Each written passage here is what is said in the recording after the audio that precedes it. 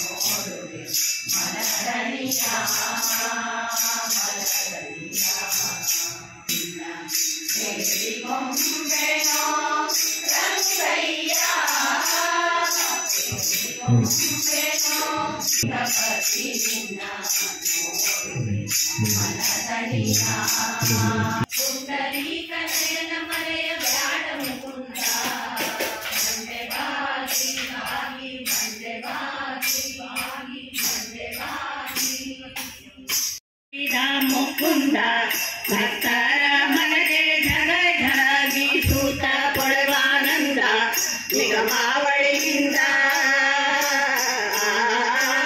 ಜಗ ಜನ್ಮಾದಿ ಗೋವಿಂದ ಉದರದಿ ಲೋಕ ಲಘುವಾಗಿ ಧರಿಸಿದ ಮುಕುಂದ ಭಕ್ತರ ಮನಗೆ ಝಗ ಝಗಿ ಸೂತ ಪಡುವಾನಂದ. ಸರ್ವರಿಗೂ ನಮಸ್ಕಾರ. ತಮಗೆಲ್ಲ ತಿಳಿದಿದೆ, 8 ದಿವಸದಿಂದ ಋಗ್ವೇದ, ಯಜುರ್ವೇದ, ಸಾಮವೇದ, ಅಥರ್ವವೇದ ಈ 4 ವೇದಗಳ ಸ್ವಾಹಾಕಾರ. ಬೆಳಿಗ್ಗೆ ಶ್ರೀಮದ್ ಭಾಗವತ ಪ್ರವಚನ, ಸಾಯಂಕಾಲ ಇಬ್ಬಿಬ್ಬರು ಪಂಡಿತರಿಂದ ಜ್ಞಾನ ಕಾರ್ಯ ನಡೆದಿದ್ದು ತಮಗೆ ತಿಳಿದಿದೆ. ಎಲ್ಲರ ಮನೆಗೂ ನಾನು ಆದಷ್ಟು ಕರೀಲಿಕ್ಕೆ, ನಿಮಗೆಲ್ಲ ಆಮಂತ್ರಣ ಕೊಡಲಿಕ್ಕೆ ನಾನು ಪ್ರಯತ್ನಿಸಿದ್ದೇನೆ.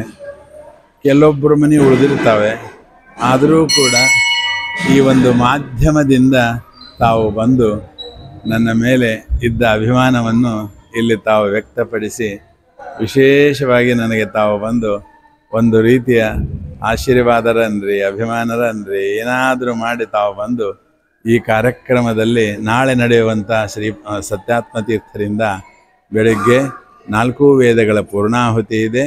ನಂತರ ಶ್ರೀಮದ್ ಭಾಗವತ ಮಂಗಳ ಮಹೋತ್ಸವ ಇದೆ. ಅದಕ್ಕಿಂತ ಪೂರ್ವದಲ್ಲಿ ಮುದ್ರಾಧಾರಣೆ ಇದೆ ಮತ್ತು ಶ್ರೀಪಾದಂಗಳವರಿಂದ 10ರಿಂದ 10:10 ಪೂಜೆ ಆರಂಭ ಆಗ್ತದೆ. ಮತ್ತು ಸುಮಾರಾಗಿ 1 ಗಂಟೆಗೆ ತೀರ್ಥಪ್ರಸಾದ ಇದೆ. ತಾವು ಇಷ್ಟು ದಿವಸ ಸಹಕರಿಸಿದಂತೆ ನನ್ನ ಮೇಲಿನ ಒಂದು ಪ್ರೀತಿ ವಿಶ್ವಾಸದಿಂದ ಏನು ಬಂದಿದ್ದೀರೋ ಹಾಗೆ ನಾಳೆಯೂ ಕೂಡ ಬಂದು ವಿಶೇಷವಾಗಿ ಶ್ರೀಪಾದಂಗಳವರ ಅನುಗ್ರಹಕ್ಕೆ ಪಾತ್ರರಾಗಬೇಕು ಅಂತ ಇನ್ನೊಮ್ಮೆ ತಮಗೆಲ್ಲ ವಿನಂತಿಸ್ತಾ ಇದ್ದೇನೆ.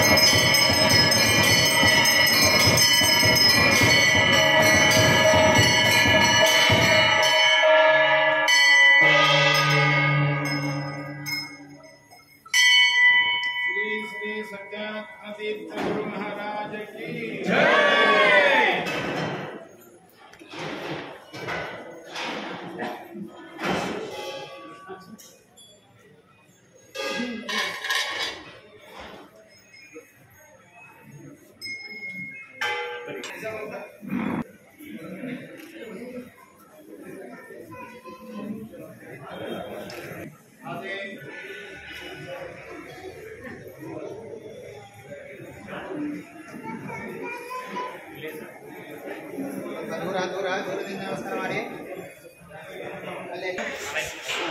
ಆದಿ ಆದಿ ಬಿಡಿ ಆದಿ ಆದಿ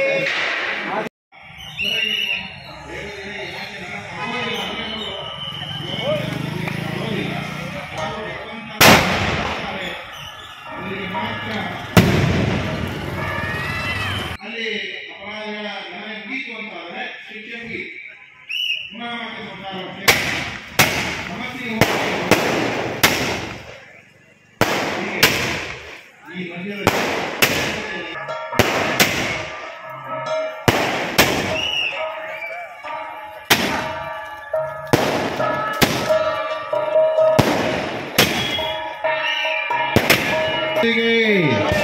श्री श्री श्री सत्य प्रमोद तीर्थ गुरु महाराज की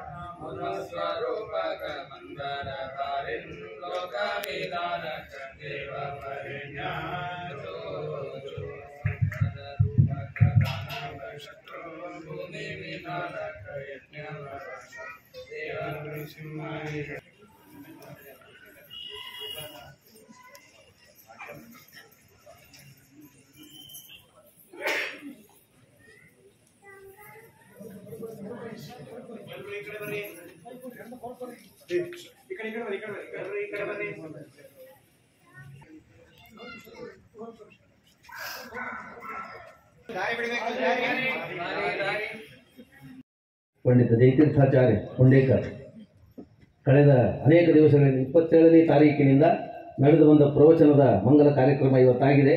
ಆ ಪ್ರವಚನವನ್ನು ಮಾಡಿದ ಜಯತೀರ್ಥಾಚಾರ್ಯ ಯಾನಿ ನಕ್ಷತ್ರಾಣಿ ದಿವ್ಯಾಂತರಿಕ್ಷೇ ಅಪ್ಸು ಭೂಮೌ ಯಾನಿ ನಗೆ ಕ್ಷುದಿಕ್ಷು ಪ್ರಕಲ್ಪಯೋಶ್ಚಂದ್ರಮಾಯಾನ್ಯೇತಿ ಸರ್ವಾಣಿ ಮಮೈತಾನಿ ಶಿವಾನಿ ಸಂತು ಅಷ್ಟಾವ್ಯಂಶಾನಿ ಶಿವಾನಿ ಷಡ್ಮಾನಿ ಸಹಯೋಗಂ ಭಜಂತು ಮೇ ಯೋಗಂ ಪ್ರಪದ್ಯೆ ಕ್ಷೇಮಾಂಚ ಕ್ಷೇಮಂ ಪ್ರಪದ್ಯೆ ಯೋಗಾಂಚ ನಮೋ ರಾತ್ರಾಭ್ಯಾಮಸ್ತು ಸ್ವಸ್ತಿ ತಮ್ಮೆ ಸುಪ್ರಾತಸ್ಸು ಸಾಯಂಸು ದಿವಂಸು ಮೃಗಂಸು ಶಕುನಂ ಮೇ ಅಸ್ತು ಸುಹವಮಗ್ನೆ ಸ್ವಸ್ತಿಯಾಮರ್ತ್ಯಂಗತ್ವಾ ಪುನರಾಯಾಭಿನಂದನ್ನ ಅನುಹವಂ ಬರಿಹವಂ ಬರಿವಾದಂ ಬರಿಕ್ಷವಾಂ ಸರ್ವೈರ್ಮೇ ರಿಕ್ತಕುಂಭಾನ್ ಪರಾತಾನ್ ಸವಿತಸ್ಸುವಾ ಅಪಪಾಪಂ ಬರಿಕ್ಷವಂ ಪುಣ್ಯಾಂ ಭಕ್ಷೀಮಹಿಕ್ಷವಾಂ ಶಿವಾತೆ ಪಾಪನಾಸಿಕಾಂ ಪುಣ್ಯಗಷ್ಟಾಭಿಮೇ ಹತಾಂ ಇಮಾಯಾ ಬ್ರಹ್ಮಣಸ್ಪದೇ ವಿಷೂಚೀರವಾತ ಈರದೆ ಸಧ್ರೀಚೀರಿಂದ್ರದಾ ಕೃತ್ವಾ ಮೈಷಂ ಶಿವತಮ ಸ್ಕೃಧಿ ಸ್ವಸ್ತಿ ನೋಸ್ತ್ವಭಯನ್ನೋ ಅಸ್ತು ನಮೋ ರಾತ್ರಾಭ್ಯಾಮಸ್ತು ವೇದ ಸ್ವಸ್ತಿರದೂಘಣ ಸ್ವಸ್ತಿ ಪರಶುರ ವೇದ ಪರಶುರನ ಸ್ವಸ್ತಿ ಹವೇಷ್ಕೃತೋ ಯಜ್ಞಯಾ ಯಜ್ಞಕಾಮಾಸ್ತೆ ದೇವಾಸೋ ಯಜ್ಞಮಿಮಂಜೂಷಂತ. ಕೊಟ್ಟ ಕಿರಣ್ ಗೋಸಾಯಿ ಮತ್ತು ಅವರ ಸಂಘಟಕರ ಧನ್ಯವಾದಗಳನ್ನು ಸಮರ್ಪಣೆ ಮಾಡ್ತಾ ಇದ್ದೇವೆ. ಈಗ ಮುಂದಿನ ಕಾರ್ಯಕ್ರಮ ಏನು ಕಿರಣ್ ಗೋಸಾಯಿಯವರು ವೇದಘೋಷವನ್ನು ಮಾಡಿದ್ದಾರೆ, ಅವರು ಫಲಮಂತ್ರಾಕ್ಷತೆಯನ್ನು ಸ್ವೀಕಾರ ಮಾಡಬೇಕು ಅಂತ ಪ್ರಾರ್ಥನೆ. ನಮ್ಮ ಸ್ವಾಮಿಗಳ ಆಜ್ಞೆ, ದಿವಾನರ ಆಜ್ಞಾನುಸಾರಿಯಾಗಿ ಅವರು ಇಲ್ಲಿ ಬಂದಿದ್ದಾರೆ. ನಮ್ಮ ಎಲ್ಲರಿಗೂ ಕೂಡ ಆ ವಿದ್ಯೆಯ ಮಹತ್ವ ಅರ್ಥ ಆಗಬೇಕು ಅಂತಾದರೆ ನಮಗೆ ದೇವರ ಕೊಟ್ಟಂತಹ ಸಾಮರ್ಥ್ಯ ಬಹಳ ದೊಡ್ಡದು, ಆ ಮೇಧಾಶಕ್ತಿ ಅಲ್ಲಿ ಇದೆ. ಅವರಿಗೆ ಸುಮಾರು 5,000ಕ್ಕೂ ಹೆಚ್ಚು ಮಂತ್ರಗಳು ಮುಖೋದ್ಗತವಾಗಿ ಇವೆ. ಅದನ್ನು ಕಲ್ಪನೆ ಮಾಡಲಿಕ್ಕೆ ಸಾಧ್ಯ ಇಲ್ಲ. ನಾವು 5,000ಕ್ಕೂ ಹೆಚ್ಚು ಮಂತ್ರಗಳು ಮುಖೋದ್ಗತವಾಗಿವೆ. ಅಷ್ಟು ಮೇಧಾಶಕ್ತಿ, ಅದು ಆಶ್ಚರ್ಯ ಅಂತ ಅನಿಸ್ತದೆ. ಆದ್ದರಿಂದ ಸ್ವಾಮಿಗಳ ಅನುಗ್ರಹಕ್ಕೆ ಪೂರ್ಣ ಪಾತ್ರರಾಗಿದ್ದಾರೆ. ಅವರಿಗೆ ಗುರುಗಳು ಅನುಗ್ರಹವನ್ನು ಮಾಡ್ತಾ ಇದ್ದಾರೆ. ಇಂತಹ ವಿದ್ವಾಂಸರು ಪುನಃ ಮತ್ತೆ ಇಂತಹ ನಮ್ಮ ಹುಬ್ಬಳ್ಳಿಯಂತಹ ಸಣ್ಣ ಊರಿಗೆ ಬಂದು ಎಲ್ಲ ಬ್ರಾಹ್ಮಣರಿಗೂ ಹಿತವನ್ನು ಮಾಡಬೇಕು. ಅದಕ್ಕೆ ಕಾರಣೀಕರ್ತರಾಗಿರುವಂಥವರು ನಮ್ಮ ವಿಶೇಷವಾಗಿ ಶ್ರೀನಿವಾಸಾಚಾರ್ಯ ಕಟ್ಟಿಯವರು. ಹೀಗೆ ಆ ಬ್ರಾಹ್ಮಣರಿಗೂ ಅವರೂ ಕೂಡ ಧನ್ಯವಾದಗಳನ್ನು ಹೇಳ್ತಾ ಇದ್ದಾರೆ. ಮಹಾಸ್ವಾಮಿಗಳು ಅವರಿಗೆ ಅನುಗ್ರಹವನ್ನು ಮಾಡ್ತಾ ಇದ್ದಾರೆ.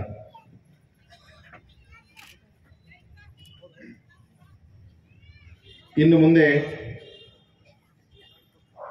ನಮಗೋಸ್ಕರ ಅನುಗ್ರಹವನ್ನು ಮಾಡಿದಂತಹ ಮಹಾಸ್ವಾಮಿಗಳಿಗೆ ಸ್ವಾಗತ ಭಾಷಣವನ್ನು ನಮ್ಮ ಪಂಡಿತ ಶ್ರೀಕರಾಚಾರ್ಯ ಅಡವಿಯವರು ಮಾಡ್ತಾ ಇದ್ದಾರೆ. ಅವರ ಬಗ್ಗೆ ನಾನೇನು ಹೆಚ್ಚು ಹೇಳುವಂಥದ್ದಿಲ್ಲ. ಯಾಕಂದರೆ ಅವರು ಅಡವಿ ಸ್ವಾಮಿಗಳ ವಂಶಸ್ಥರು. ಅಡವಿ ಸ್ವಾಮಿಗಳ ಮಹಿಮೆಯನ್ನು ನೀವು ತಿಳ್ಕೊಂಡಿದ್ದೀರಿ. ಎಷ್ಟು ಪ್ರಮೇಯಗಳನ್ನು ಅವರು ನಮಗೆ ಕೊಟ್ಟಿದ್ದಾರೆ. ಅವರು 3 ಬಾರಿ ಸರ್ವಸ್ವದಾನವನ್ನು ಮಾಡಿದಂತಹ ಮಹಾನುಭಾವರು. ಅಂತಹ ದೊಡ್ಡ ಗುರುಗಳು ಅವರ ವಂಶದಲ್ಲಿ ಬಂದಂಥವರು. ಅಷ್ಟೇ ಅಲ್ಲ, ನಮ್ಮ ಶ್ರೀಕರಾಚಾರ್ಯರು ಅನೇಕ ಪುಸ್ತಕಗಳನ್ನು ಬರೀತಾರೆ. ಲೇಖನ ಸಾಮರ್ಥ್ಯ ವಿಶೇಷವಾಗಿರುವಂಥದ್ದು ಅವರಲ್ಲಿ.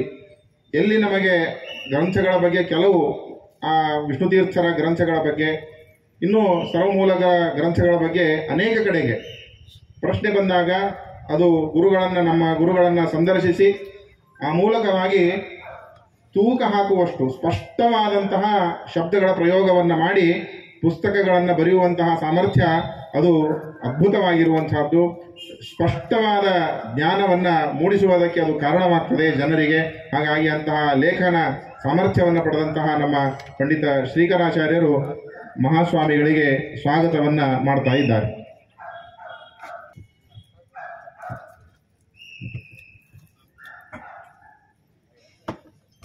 ಶ್ರೀ ಗುರುಭ್ಯೋ ನಮಃ. ಆಪಾದಮೌಳಿಪರ್ಯಂತಂ ಗುರುಣಾಮಾಕೃತಿಂ ಸ್ಮರೇತ್ ತೇನ ವಿಘ್ನಾಃ ಪ್ರಣಶ್ಯಂತಿ ಸಿದ್ಧ್ಯಂತಿ ಚ ಮನೋರಥಾಃ. ಮಹಾಸ್ವಾಮಿಗಳವರಿಗೆ ಇಲ್ಲಿ ಸ್ವಾಗತ ಕೋರುವುದು ಅಂತನ್ನೋದೇ ಬಹಳ ವಿಚಿತ್ರವಾದ ಸಂಗತಿ. ಯಾಕಂದರೆ ಇದೆಲ್ಲ ಅವರದ್ದೇ. ಎಲ್ಲ ಪ್ರಪಂಚವೇ ಜಗದೊಡೆಯನಾದ ರಾಮನಿಗೆ ಸೇರಿದ್ದು. ಸಿದ್ಧಮೇವ ಅನ್ನವಸ್ತ್ರಾದ್ಯಂ ವಿಷ್ಣು ಸ್ವಾತಂತ್ರ್ಯತ ಸದಾ. ಸ್ವತಂತ್ರನಾದ ಪರಮಾತ್ಮನಿಗೆ ಎಲ್ಲವೂ ಸೇರಿದ್ದು. ಆ ಸ್ವತಂತ್ರನಾದ ಪರಮಾತ್ಮನನ್ನು ನಿತ್ಯದಲ್ಲಿ ಉಪಾಸನೆ ಮಾಡುವ ಮಹಾಸ್ವಾಮಿಗಳ ವಶದಲ್ಲಿ ಇದೆಲ್ಲ ಇದೆ. ಎಲ್ಲ ಶಿಷ್ಯರ ವಿತ್ತವು, ಎಲ್ಲ ಶಿಷ್ಯರ ಸಂಪತ್ತು ಅವರಿಗೆ ಸೇರಿದ್ದು. ಅದರಲ್ಲೂ ಇದಂತೂ ಉತ್ತರಾದಿ ಮಠ, ಮಹಾಸ್ವಾಮಿಗಳದ್ದೇ ಸ್ಥಾನ, ಅವರ ಕರ್ಮಕ್ಷೇತ್ರ, ಅವರ ಕಾರ್ಯಕ್ಷೇತ್ರ. ಅಲ್ಲಿ ನಿಂತುಕೊಂಡು ಅವರಿಗೆ ಸ್ವಾಗತವನ್ನು ಕೋರುವುದು ಅಂತ ಅನ್ನೋದು ಬಹಳ ವಿಚಿತ್ರವಾದ ಸಂಗತಿಯಾಗಿ ತೋರುತ್ತದೆ. ಆದರೆ ಸ್ವಾಗತವನ್ನು ಕೋರುವ ಕಾರ್ಯವನ್ನು ವಹಿಸಿಕೊಟ್ಟಿದ್ದಾರೆ. ಆ ನಿಮಿತ್ತವಾಗಿ ಗುರುಗಳ ಮಹಿಮೆಯನ್ನು ಒಂದೆರಡು ಹೇಳಿ ಅದರ ಮುಖಾಂತರ ನನ್ನ ಮನಸ್ಸಿನ ಶುದ್ಧಿಯನ್ನು, ವಾಕ್ಶುದ್ಧಿಯನ್ನು, ಶರೀರ ಶುದ್ಧಿಯನ್ನು ಮಾಡಿಕೊಳ್ಳಿಕ್ಕೆ ಅವಕಾಶ ಸಿಕ್ಕಿದ್ದನ್ನು ನನ್ನ ಅನಂತ ಜನ್ಮಗಳ ಪುಣ್ಯ ಅಂತ ಭಾವಿಸ್ತಾ ಒಂದೆರಡು ಮಾತುಗಳನ್ನು ಆಡಲಿಕ್ಕೆ ನಾನು ಪ್ರಯತ್ನ ಮಾಡ್ತೀನಿ. ಬಹಳ ಅತ್ಯದ್ಭುತವಾದ ಯಾಗಕ್ಕೆ ನೀವೆಲ್ಲ ಸಾಕ್ಷಿಯಾಗಿದ್ದೀರಿ.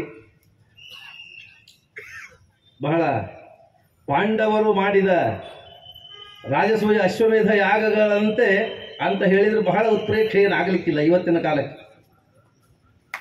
ಇಂಥ ಯಜ್ಞವನ್ನು ನೋಡಿದ್ದು ಬಹಳ ಕಡಿಮೆ. ಯಾಗಗಳು ಆಗತ್ತೆ, ಆಗೋದಿಲ್ಲ ಅಂತ ಏನಿಲ್ಲ. ದೊಡ್ಡ ದೊಡ್ಡ ಯಾಗಗಳನ್ನು ಮಾಡ್ತಾರೆ, ಅನೇಕ ವ್ಯಕ್ತಿಗಳು ಸೇರಿ ಮಾಡ್ತಾರೆ. ದೊಡ್ಡ ದೊಡ್ಡ ಸಂಸ್ಥೆಗಳು ಮಾಡ್ತಾರೆ. ದೊಡ್ಡ ದೊಡ್ಡ ಸಂಸ್ಥೆಗಳು ನೂರಾರು ಜನ ಸೇರಿ ಮಾಡ್ತಾರೆ, ಅಥವಾ ಅನೇಕ ವ್ಯಕ್ತಿಗಳು ಸೇರಿ ಒಂದು ಯಾಗ ಇತ್ಯಾದಿಗಳನ್ನು ಮಾಡ್ತಾರೆ. ಆದರೆ ಒಬ್ಬ ವ್ಯಕ್ತಿ ತನ್ನ ಸಾಮರ್ಥ್ಯದಿಂದ ಜೀವನದಲ್ಲಿ ತಾನು ಗಳಿಸಿಟ್ಟ ಸಂಪತ್ತಿನಿಂದ ಇಷ್ಟು ದೊಡ್ಡ ಮಟ್ಟದ ಯಾಗವನ್ನು ಮಾಡೋದು ಬಹಳ ದೊಡ್ಡ ಪ್ರಶಂಸನೀಯವಾದ ಆದರ್ಶ ಸಂಗತಿ. ಅದನ್ನು ನಮ್ಮ ಶ್ರೀನಿವಾಸಾಚಾರ್ಯ ಕಟ್ಟಿಯವರು ಮಾಡಿ ತೋರಿಸಿದ್ದಾರೆ. ಮಾಡಿದ್ದಾರೆ. ಕೆಲವು ಸರ್ತಿ ಬಹಳ ಉತ್ತಮ ರೀತಿಯಲ್ಲಿ ಕಾರ್ಯ ಆಗ್ತದೆ. ಆದರೆ ಆ ಕಾರ್ಯ ಭಗವಂತನಿಗೆ ಪ್ರಿಯ ಆಯಿತೋ ಇಲ್ಲೋ ಅಂತ ನಿರ್ಣಯ ಮಾಡ್ಕೊಂಬೋದು ಕಷ್ಟ ಆಗುತ್ತೆ, ಗೊತ್ತಾಗೋದಿಲ್ಲ ನಮಗೆ.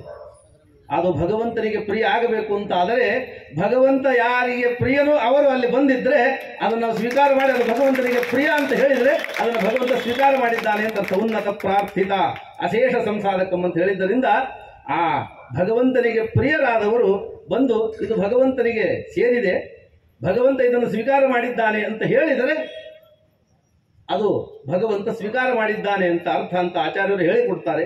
ಹಾಗೆ ಭಗವಂತನ ಅತ್ಯುತ್ತಮ ಅಧಿಷ್ಠಾನಭೂತ ವರ್ತಮಾನ ಕಾಲದ ಭಗವಂತನ ಸರ್ವೋತ್ತಮ ಅಧಿಷ್ಠಾನ ನಮ್ಮ ಮಹಾಸ್ವಾಮಿಗಳು.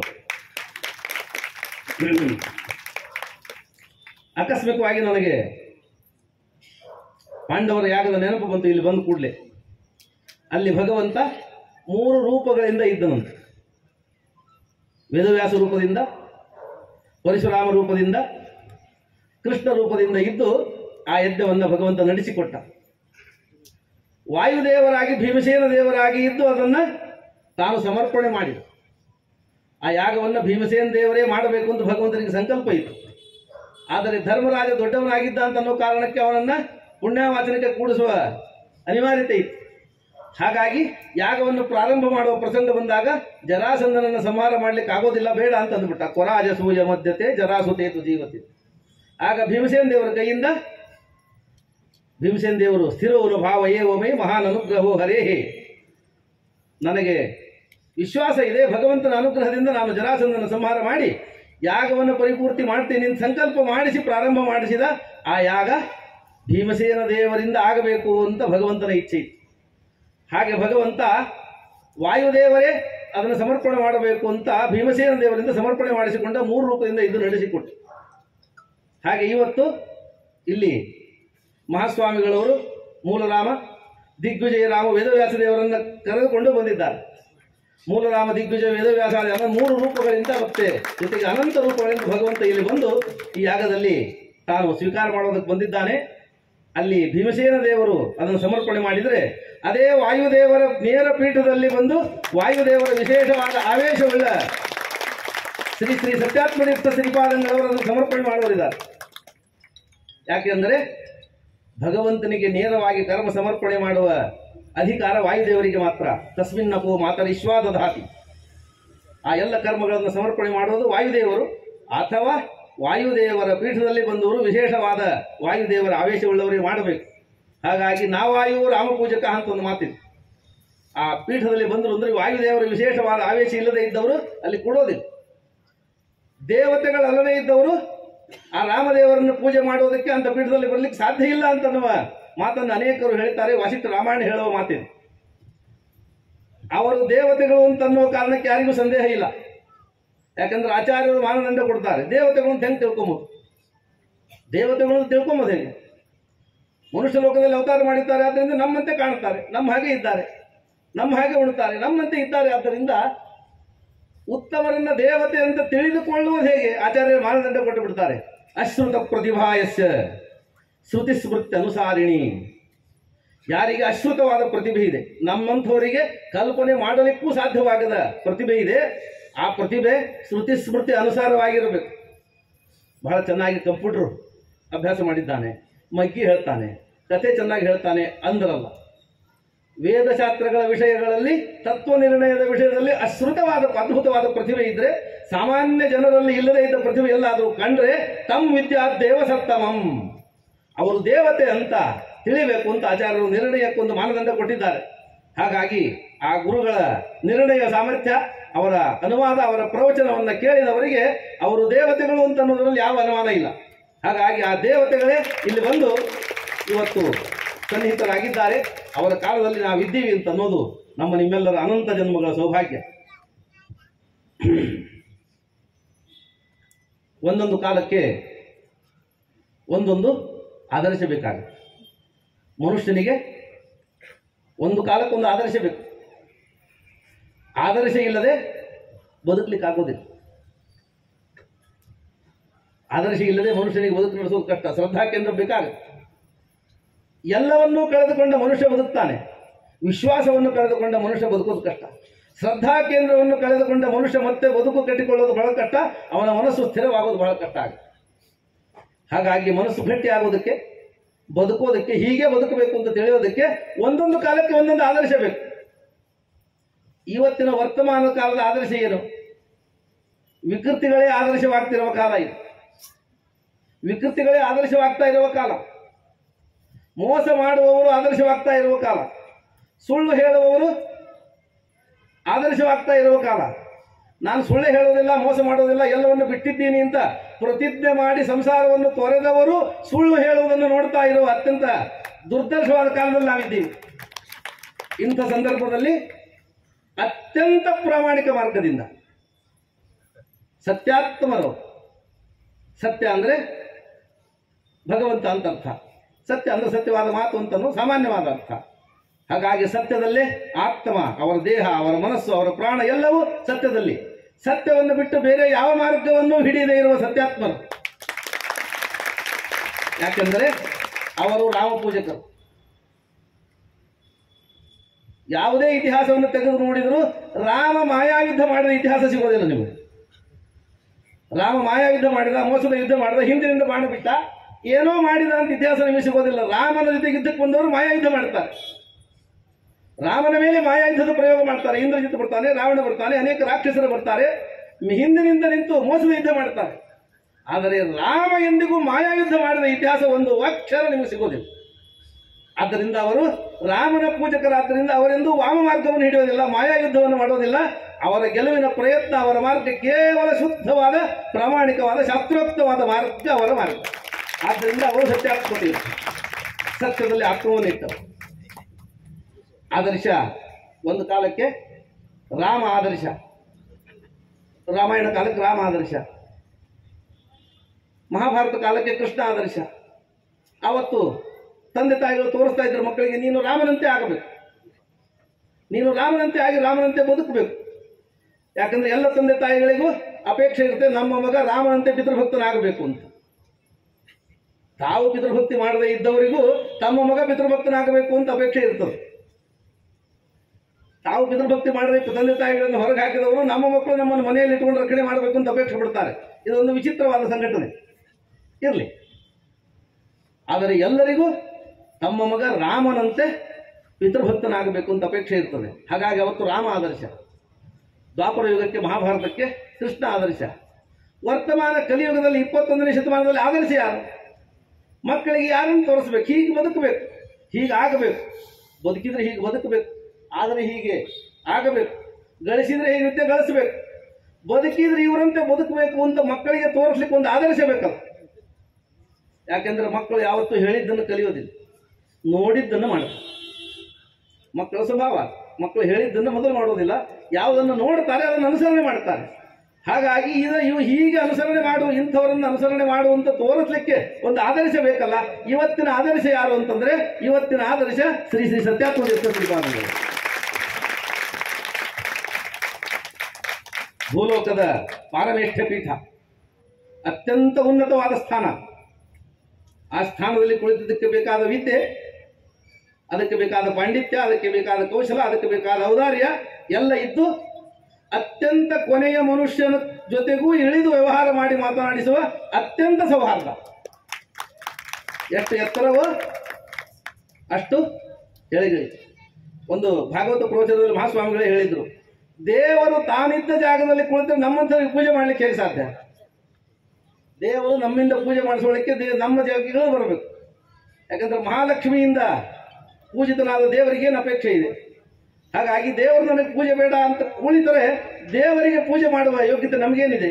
ಹಾಗಾಗಿ ಲಕ್ಷ್ಮೀ ರಮಣನಾದ ಪರಮಾತ್ಮ ನಮ್ಮಿಂದ ಪೂಜೆ ಮಾಡಿಸುವ ಮೂಲಕ್ಕಾಗಿ ನಮ್ಮ ಜಾಗಕ್ಕೆ ನಾವು ಇದ್ದಲ್ಲಿಗೆ ಇಳಿದು ಬಂದು ಪೂಜೆ ಸ್ವೀಕಾರ ಮಾಡ್ತಾನೆ. ಹಾಗೆ ಅತ್ಯಂತ ಉತ್ತಮವಾದ ಮಹೋನ್ನತ ಸ್ಥಾನದಲ್ಲಿರುವ ಮಹಾಸ್ವಾಮಿಗಳವರು ಅತ್ಯಂತ ಸಮಾಜದ ಕಟ್ಟಕಡೆಯ ವ್ಯಕ್ತಿಯ ಜಾಗಕ್ಕೆ ಹೋಗಿ ಅವರು ಇದ್ದಲ್ಲಿಗೆ ಭೇಟಿ ಮಾಡಿ, ಅವರಿದ್ದಲ್ಲಿಗೆ ಪ್ರಸಾದ ಮಂತ್ರ ಹಾಕಿದೆ, ಅವರ ಕಟ್ಟ ಕಾರ್ಪಣ್ಯಗಳನ್ನು ಕೇಳಿ ಎಲ್ಲ ರೀತಿಯ ಸಾಮಾಜಿಕ ಅನುಗ್ರಹ, ಬೇರೆ ಆರ್ಥಿಕ ಅನುಗ್ರಹವನ್ನು ಮಾಡಿಸಿ, ಶಾಸ್ತ್ರೀಯ ಅನುಗ್ರಹವನ್ನು ಮಾಡಿ, ಭಗವಂತನ ಅನುಗ್ರಹವನ್ನು ಮಾಡಿಸುವ ಮುಖಾಂತರ ದೊಡ್ಡ ಆದರ್ಶವಾಗಿ, ಇವತ್ತಿನ ಆದರ್ಶವಾಗಿ ಉಳಿದು ಬಂದ ಮಹಾಸ್ವಾಮಿಗಳು. ಇನ್ನವರ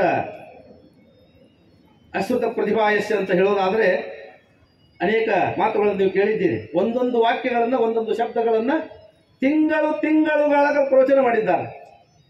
ಸರ್ವತೋಮುಖ ಅಂತ ಒಂದೊಂದು ಶಬ್ದಕ್ಕೆ ಸರ್ವತೋಮುಖ, ನರಸಿಂಹ, ವಾಮನ ಇತ್ಯಾದಿ ಶಬ್ದಗಳಿಗೆ ಒಂದೊಂದು ಶಬ್ದಗಳಿಗೆ ಹೇಳೋದಕ್ಕೆ ಅವರಿಗೆ ವರ್ಷಗಟ್ಟಲೆ ಸಮಯ ಸಾಲೋದಿಲ್ಲ. ವಿಷ್ಣು ಸಹಸ್ರನಾಮಕ್ಕೆ 100 ಅರ್ಥ ಇದೆ ಅಂತ ಆಚಾರ್ಯ ಹೇಳಿದಾಗ ಕೇಳಿದ್ರು, ನೀವು ಹೇಳಿ ತೋರಿಸ್ರಿ ಅಂತ. ಆಚಾರ್ಯರು ಹೇಳಿ ತೋರಿಸಿದ ಇತಿಹಾಸ ಸುಮಧ್ವಜ ಹೇಳಿಕೊಡ್ತದೆ. ಹಾಗೆ ಒಂದೊಂದು ಶಬ್ದಕ್ಕೆ 100 ಅರ್ಥಗಳನ್ನು ಹೇಳಿಕೊಡುವ ಅವರ ವಿಶಿಷ್ಟವಾದ ಅತ್ಯದ್ಭುತವಾದ ಪ್ರತಿಭೆ, ನವನವೋನ್ಮೇಷಶಾಲಿಯಾದ ಪ್ರತಿಭೆಯನ್ನ ನೀವೆಲ್ಲ ಅನುಭವಿಸಿದ್ದೀವಿ. ಆದ್ದರಿಂದಲೇ ಅವರು ತಮ್ಮ ಗುರುಗಳಿಂದಲೇ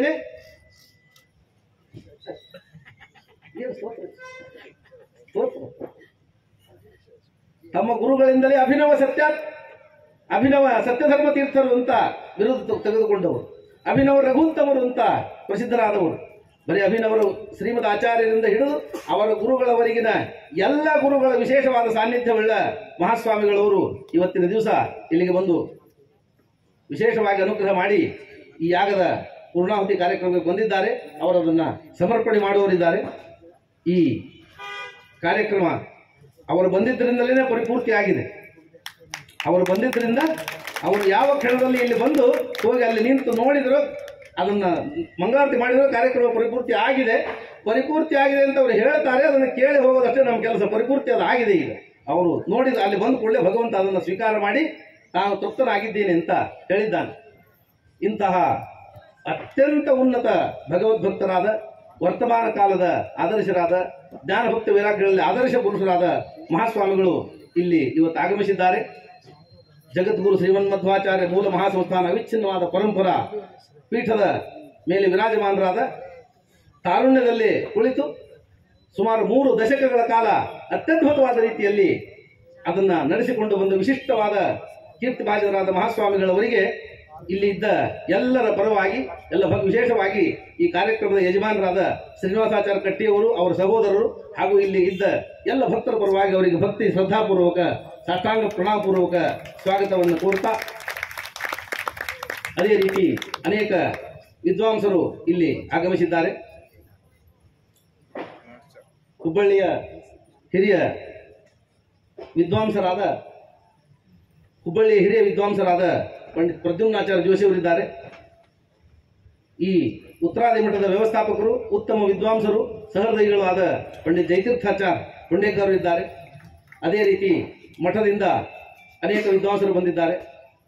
ಮಠದ ಅನೇಕ ವಿದ್ವಾಂಸರಿದ್ದಾರೆ. ಅನೇಕ ವಿದ್ಯಾರ್ಥಿಗಳು ವಿದ್ವಾಂಸರು ಇದ್ದಾರೆ.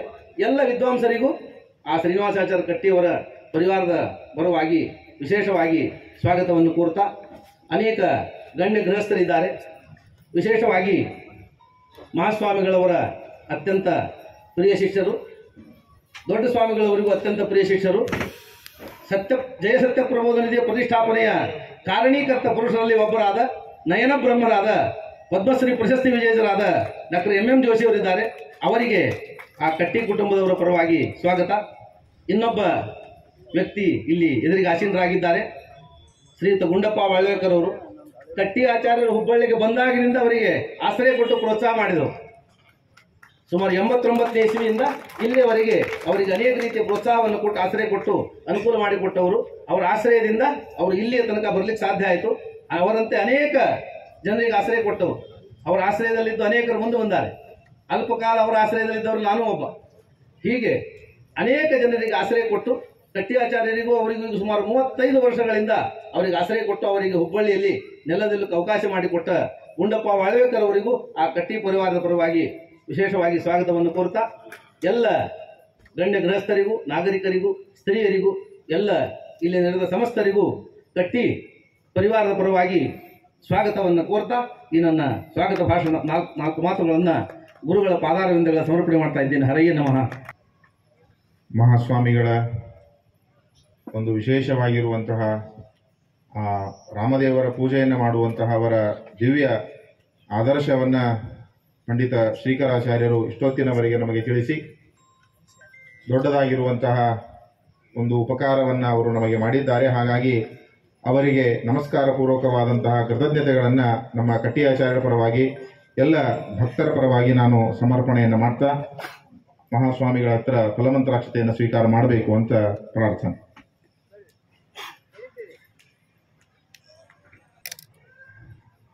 ನಮ್ಮ ಗುರುಗಳ ಸ್ತೋತ್ರವನ್ನ ಅರ್ಥಾತ್ ಗುರು ಅನುಗ್ರಹವನ್ನು ಮಾಡ್ತಾ ಇದ್ದಾರೆ. ನಮ್ಮ ಕಟ್ಟಿಯಾಚಾರ್ಯರು ಹೃತ್ಪೂರ್ವಕವಾದಂತಹ ಕೃತಜ್ಞತೆಗಳನ್ನು ಅವರೆಲ್ಲರಿಗೂ ಕೂಡ ಸಮರ್ಪಣೆಯನ್ನ ಮಾಡ್ತಾ ಇದ್ದಾರೆ. ಹೀಗೆ ಗುರುಗಳ ಅನುಗ್ರಹ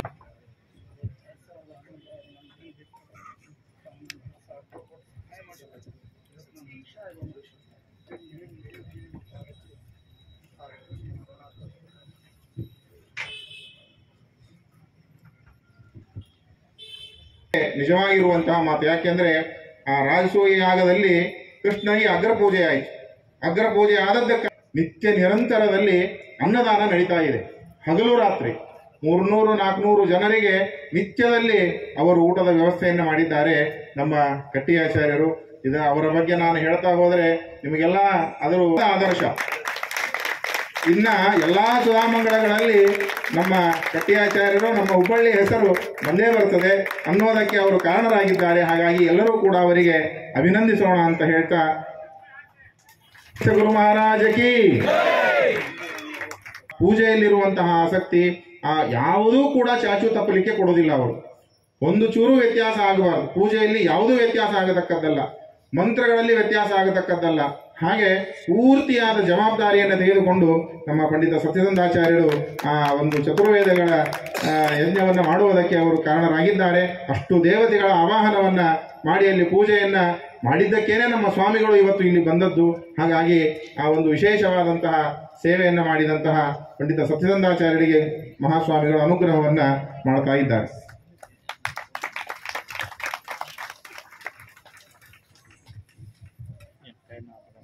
ಪೂರ್ಣಾನುಗ್ರಹ ಮಾಡ್ತಾ ಇದ್ದಾರೆ. 89ನೇ ಇಸ್ವಿಯಲ್ಲಿ, ಆ 89ನೇ ಇಸ್ವಿಗೆ ಬರೋದಕ್ಕಿಂತ ಮೊದಲು ಅವರು ಕೊಪ್ಪಳದಲ್ಲಿ ಬಿಕಾಂ ಕಲಿತಾ ಇದ್ದಾರೆ.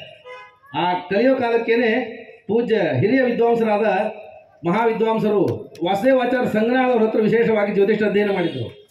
ಸಂಗನಾಳ ವಾಸುದೇವಾಚಾರ್ಯ ಹತ್ರ ಎಲ್ಲ ಜ್ಯೋತಿಷವನ್ನು ಅಧ್ಯಯನ ಮಾಡಿ ಆಮೇಲೆ ಹುಬ್ಬಳ್ಳಿಗೆ ಬಂದದ್ದು ಕಾನೂನು ವಿದ್ಯಾರ್ಥಿ ಆಗಬೇಕು, ಎಲ್ಲೆಲ್ಲಿ ಕಲಿಬೇಕು ಅಂತ ಬಂದರು. ಭಗವಂತನ ಇಚ್ಛೆ ಬೇರೆ ಇತ್ತು. ಹಾಗಾಗಿ ಅವರು ಈ ಪೌರೋಹಿತ್ಯ ವೃತ್ತಿಗೆ, ಜ್ಯೋತಿಷ್ಯ ವೃತ್ತಿಗೆ ಇಳಿದ್ರು.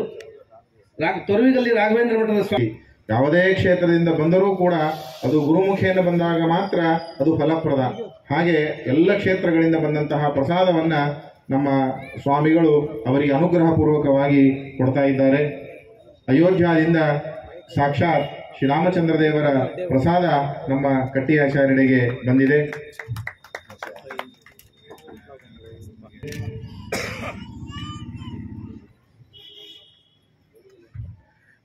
ಗೌಳಿಗಲ್ಲಿ ವೆಂಕಟೇಶ ದೇವರ ದೇವಸ್ಥಾನದಿಂದ ಅವರಿಗೆ ಪ್ರಸಾದ ಬಂದಿದೆ.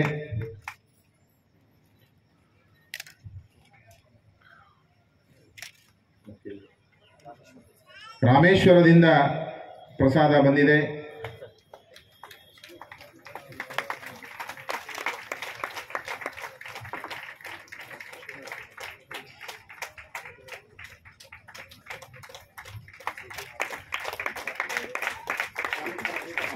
ರಾಮೇಶ್ವರ ಸೇತು ಮಾಧವನ ಪ್ರಸಾದ ನಮ್ಮ ಕಟ್ಟಿಯಾಚಾರ್ಯರಿಗೋಸ್ಕರ ಬಂದಿದೆ.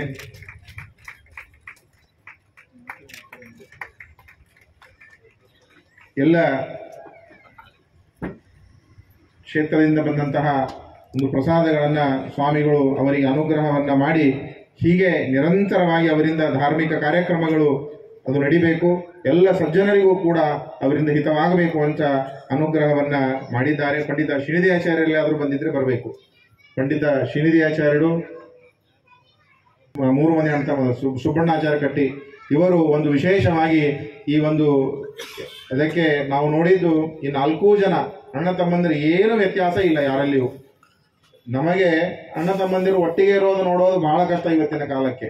ಆದರೆ ಅವರಲ್ಲಿ ಯಾವ ವ್ಯತ್ಯಾಸಗಳು ಇಲ್ಲದಲೇನೆ ಅವರು ಎಲ್ಲರೂ ಸೇರಿ ಈ ಒಂದು ಕಟ್ಟಿಯಾಚಾರ್ಯರ ಕಾರ್ಯಕ್ರಮದಲ್ಲಿ ಇಷ್ಟು ಮತ್ತೆ ಸಹೃದಯಿಗಳಾಗಿ ಎಲ್ಲರೂ ನಿಂತು ಬ್ರಾಹ್ಮಣರ ಪೂಜೆ, ಯತಿಗಳ ಪೂಜೆಯನ್ನು ಭಕ್ತಿಯಿಂದ ಮಾಡಿದ್ದಾರೆ.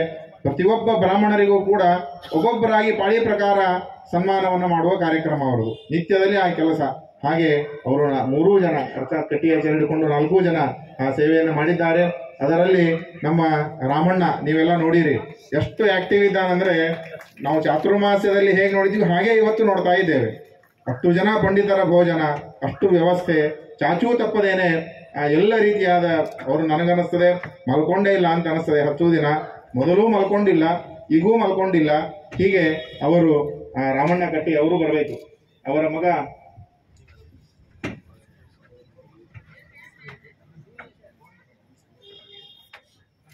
ನಮ್ಮ ಸುಬ್ಬಣ್ಣಾಚಾರ್ಯರ ಕಟ್ಟಿಯವರ ಮಗ ಸರ್ವೋತ್ತಮ ಕಟ್ಟಿ, ಅವನು ಈ ಯಾಗಗಳ ಬಗ್ಗೆ ಒಂದು ಪರಿಚಯಾತ್ಮಕವಾಗಿರುವಂತಹ ಒಂದು ಸಣ್ಣ ಸಣ್ಣ ಲೇಖನಗಳನ್ನು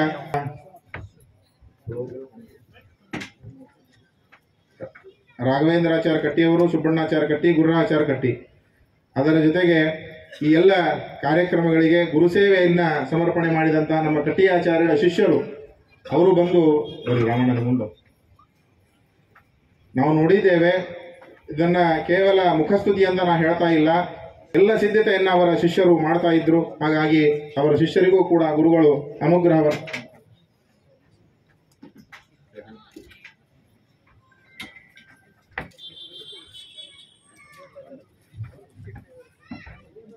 ಮುಖ್ಯವಾಗಿ ನಾವೆಲ್ಲ ನೋಡ್ತಾ ಇದ್ದೇವೆ. ನಮ್ಮ ಕಲ್ಯಾಣ ಹಗಲು ರಾತ್ರಿ ಈ ಒಂದು 3-4 ದಿನಗಳಲ್ಲಿ ಕರೆಂಟ್ ಇರಲಿಲ್ಲ. ಸತತವಾಗಿ ಜನರೇಟರ್ ಮೇಲೆ ಕಾರ್ಯಕ್ರಮ ನಡೆದಿದೆ. ಅಂತಹದ್ದರಲ್ಲಿ ನಮ್ಮ ಶ್ರೀನಿಧಿ ಆಚಾರ್ಯರು ಅದಕ್ಕೆ ಪರಿಪೂರ್ಣವಾದ ಯಾವ ಪಂಡಿತರಿಗೂ ಎಲ್ಲಿಯೂ ವ್ಯತ್ಯಾಸವಾಗದೇ ಇರುವಂತೆ ಅಷ್ಟು ಕಾಳಜಿಯಿಂದ ಅವರು ಬಂದಂತಹ ಅತಿಥಿಗಳಿಗೆ, ಪಂಡಿತರಿಗೆ ಅಷ್ಟು ಸೇವೆಯನ್ನು ಮಾಡಿದ್ದಾರೆ. ಸ್ವಾಮಿಗಳು ಅವರ ಮೇಲೆ ಅನುಗ್ರಹ ಮಾಡ್ತಾ ಇದ್ದಾರೆ.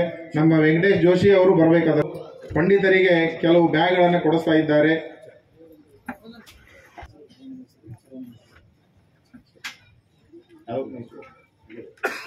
ಅದರ ಜೊತೆಗೆ ಇನ್ನೊಬ್ಬ ಅವರ ಶಿಷ್ಯ ನಮ್ಮ ಮುಕು ಅನುಗ್ರಹವನ್ನು ಮಾಡ್ತಾ ಇದ್ದಾರೆ.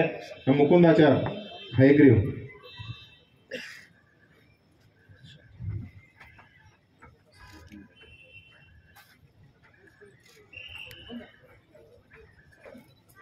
ಸರ್ವೋತ್ತಮ ಕಟ್ಟಿ, ರಾಘವೇಂದ್ರ ನರಗುಂದ, ದಾಮೋದರ, ಸಂದೀಪ್ ರೀತಿ, ರಾಕೇಶ್, ಹರೀಶ್ ಓಂಕಾರ್, ಶ್ರೀಪೂರ್ಣ ಬುರ್ಲಿ, ಸುಮಂತ ಕಟ್ಟಿ,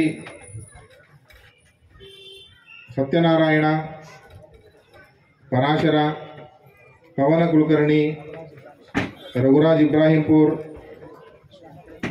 ಅಭಿಮನ್ಯು,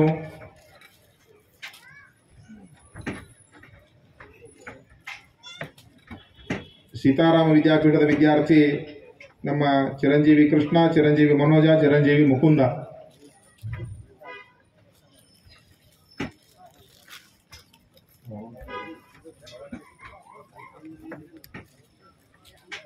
ಅದರ ಜೊತೆಗೆ ನಮ್ಮ ಗುರುಗಳ ಅತ್ಯಂತ ಪ್ರಿಯ ಶಿಷ್ಯರು, ಗುರುಭಕ್ತಿ ಗುರುಸೇವೆಯಲ್ಲಿ ಪ್ರಧಾನ ಪಾತ್ರವನ್ನು ವಹಿಸುವಂಥ ನಮ್ಮ ಶ್ರೀರಾಮ ಸೇವಾ ಪರಿಷತ್ತಿನ ಪ್ರತಿಯೊಬ್ಬ ಸದಸ್ಯರು ಬಂತುಕೊಂಡು ಬರ್ರಿ, ಚಾಚೂ ತಪ್ಪದೇನೆ ಹಗಲಿರುಳು ವಿಚಾರ ಮಾಡೋದು. ಬರ್ರಿ ಡಾಕ್ಟರ್ ವಿಜಯ್ ಅವರು, ವೆಂಕಟೇಶ್ ಅವರೆಲ್ಲ ಬರ್ರಿ, ಶ್ರೀರಾಮ ಸೇವಾ ಪರಿಷತ್ ಬೇಗ ಬರ್ರಿ. ಈ ಕಡೆಯಿಂದ ಈ ಕಡೆ ಹೋಗ್ರಿ, ಆ ಕಡೆಯಿಂದ ಬರ್ರಿ, ಈ ಕಡೆಯಿಂದ ಹೋಗ್ರಿ. ಮುಕುಂದ ಹೇಳಿ ಮತ್ತೆ ಹೆಸರು ಹೋಗ್ರಿ.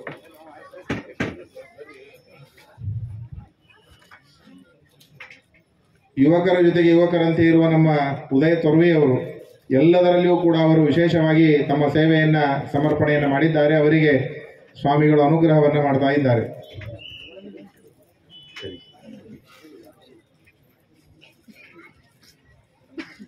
ಇನ್ನು ನಮ್ಮ ಪ್ರದೀಪ, ಪ್ರತಾಪ್ ಅವರು ಅಣ್ಣ ತಮ್ಮ,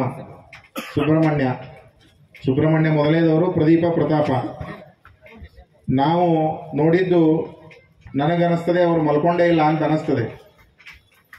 ಭಾರೀ ರುಚಿಯಾದ ನಾನಾ ರೀತಿಯಾದಂತಹ ಸ್ವೀಟ್ಗಳು. ಆ ಸ್ವೀಟ್ಗಳು ರುಚಿ ನಾವು ಮೊದಲು ನೋಡಿದ್ದೇ ಇಲ್ಲ. ಅವರು ವಿಶಿಷ್ಟವಾದಂತಹ ಸ್ವೀಟ್ಗಳನ್ನು ಮಾಡಿ ದೇವರ ನೈವೇದ್ಯ ಬ್ರಾಹ್ಮಣರ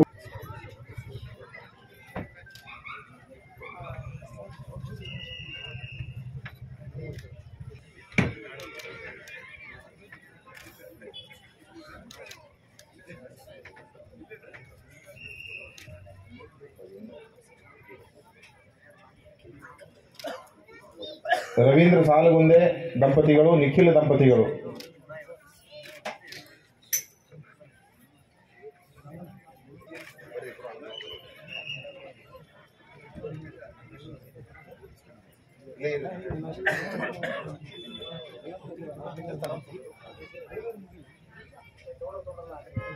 ಆದವರು ಬೇಗನೆ ಸ್ಟೇಜ್ನಿಂದ ಕೆಳಗೆ ಬರಬೇಕು. ಸ್ವಾಮಿಗಳ ಅಮೃತೋಪದೇಶಕ್ಕಾಗಿ ಬಹಳ ಜನ ಕಾಯ್ತಾ ಇದ್ದಾರೆ.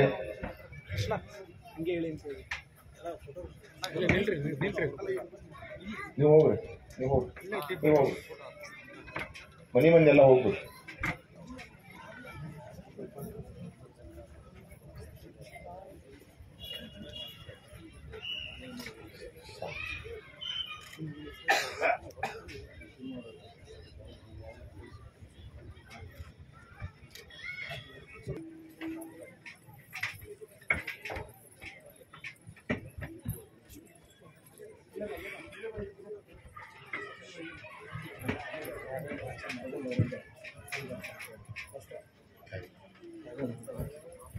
ನರಗುಂದ ರಾಘವೇಂದ್ರ,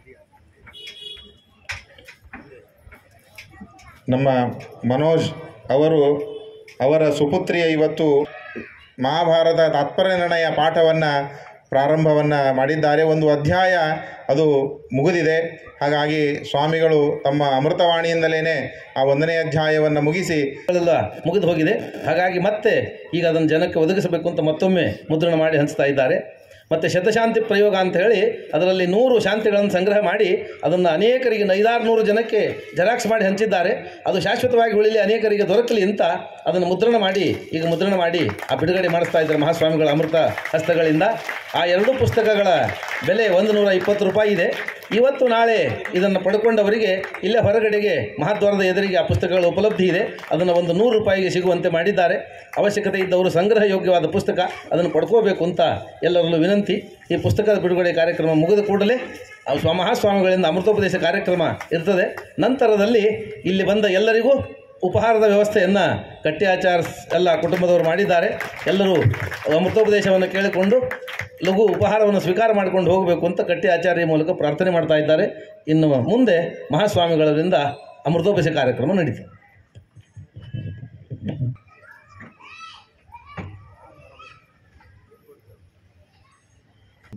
ನಮಃ ಹರಿ ಓಂ.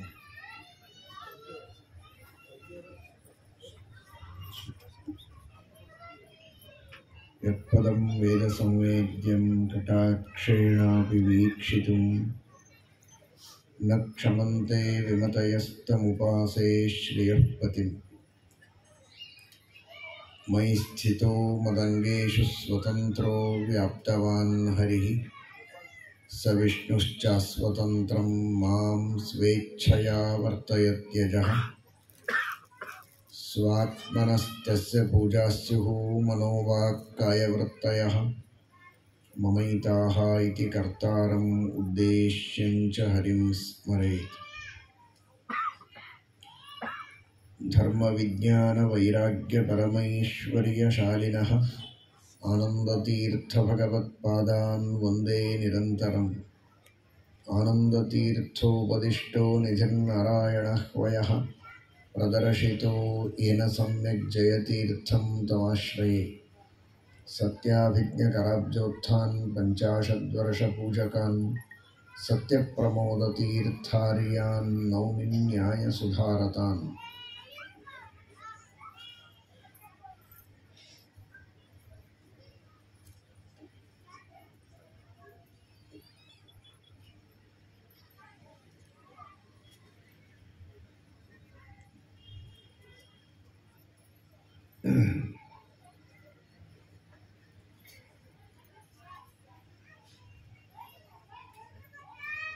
ಭಗವಂತನಲ್ಲಿ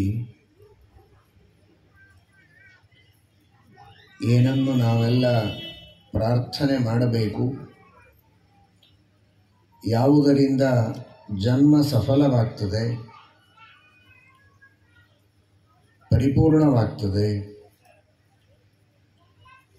ಅಂತಹ ಉತ್ತಮವಾದ ಬೇಡಿಕೆಯನ್ನು ಪರಮಾತ್ಮನ ಮುಂದೆ ಏನಿಡಬೇಕು ಅಂತ ನಾವೆಲ್ಲ ಮೊದಲು ಚೆನ್ನಾಗಿ ತಿಳಿಯಬೇಕು.